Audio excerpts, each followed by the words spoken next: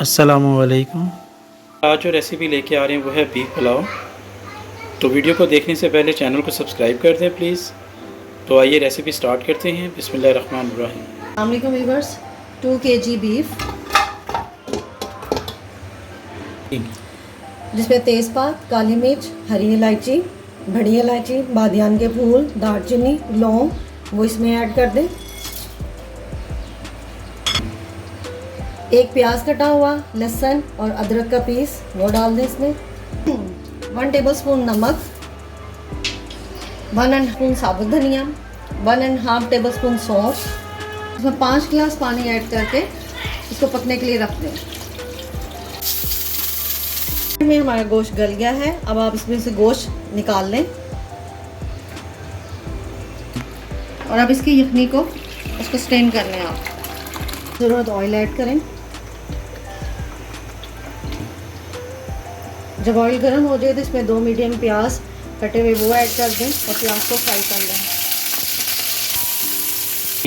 जब प्याज ब्राउन हो जाए तो इसमें कुछ खड़े मसाले, लौंग, बड़ी इलायची, छोटी इलायची, दालचीनी और बादनी का फूल वो उसमें ऐड कर दें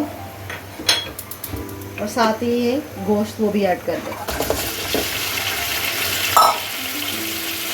इसे गोश्त के साथ इसे तरीके से भून लें।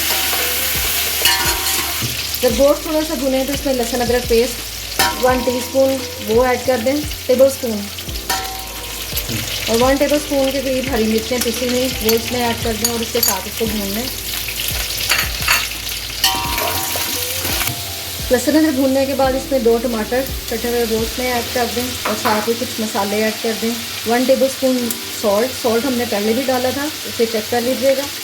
1 टेबलस्पून पिसा धनिया, 1 टेबलस्पून कुटी लाल मिर्च और 1 टेबलस्पून जीरा और इसके साथ इसको भून लें।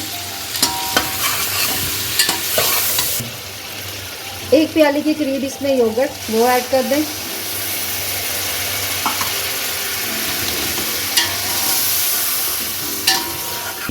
जब इसमें दही भून जाए तो इसमें हरी मिर्चें, साबुत पोगली ऐड कर दें और 1 टेबलस्पून के करीब इमली वो ऐड कर दें और साथ ही ये यखनी है जो हमने इसकी यखनी निकाली थी उसको ऐड कर दें।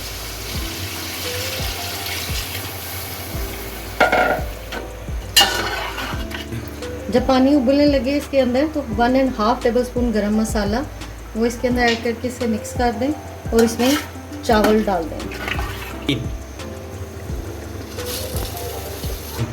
मैंने यखनी के साथ 1 गिलास पानी ऐड किया था, कुछ कम लग रहा था।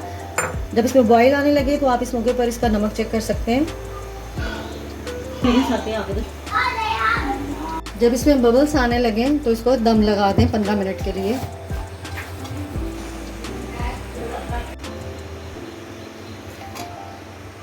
दस से 15 मिनट दम के बाद